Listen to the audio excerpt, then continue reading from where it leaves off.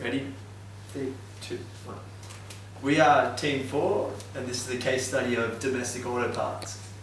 Just to give you a bit of a brief background, Domestic Auto Parts is a company that provides mechanical parts for cars to big companies like Jeep, General Motors, and things like that. And during it, they had a bad, rough period where they were losing market share. They were losing sales. So it was a bit of a rough patch for them. So this is the strategy map that our team has created to address such issues. Now, at the top, we have our 3 main operational objectives for the strategy map. That is operational excellence, innovation, customer intimacy.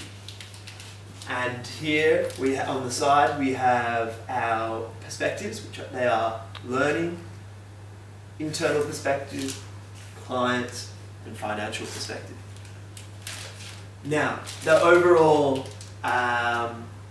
objective of the strategy map, you could say, is for the company Domestic Auto Parts is to increase return on equity.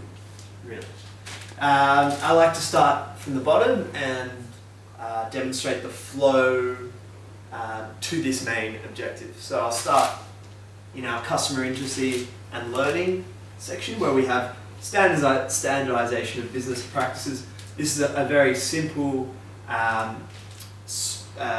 objective strategy that they could take to improve, to make things more clear for the workers, thus leading to increased worker efficiency, which sits under our operational excellence and learning point.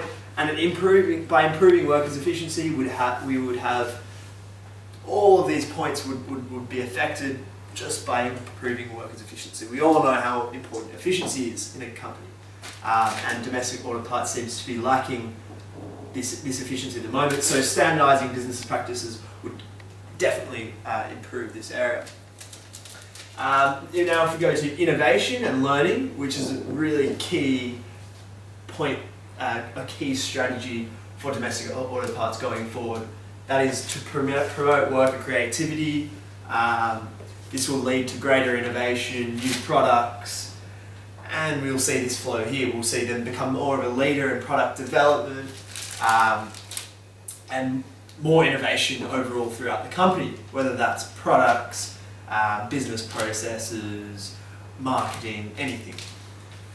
Now, if we come back to our operational excellence in the learning perspective, investing in employee training is a key strategy for Domestic Auto Parts if they want to both improve the efficiency, improve product development, which they all flow down. They all flow down this chain, having effects like improving worker efficiency, improving maintenance processes, and developing better relationships with suppliers. So this leads on to this flow down here, where if we invest in new equipment, which is our internal perspective of operational excellence, by investing in new equipment, we can improve manufacturing efficiency. So this is not worker efficiency, this is the actual manufacturing process. And we can maximize all of our asset utilization, which feeds through to our financial perspective, better results on paper, for the CEOs, the CFOs. This means better numbers, better bottom line figures.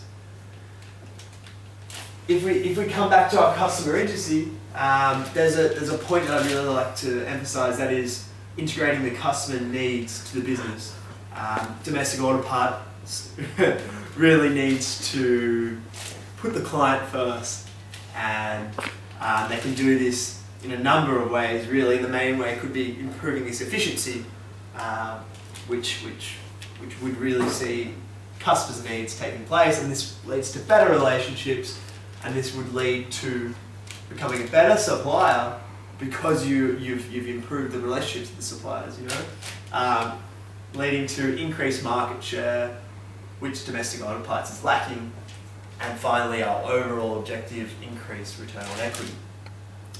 So you can follow any of our key points, key strategy points for Domestic Auto Parts. You can follow them all the way through, and they all connect to this increasing return on equity. we think that these three main operational objectives are key for domestic auto parts going forward, and that is our presentation.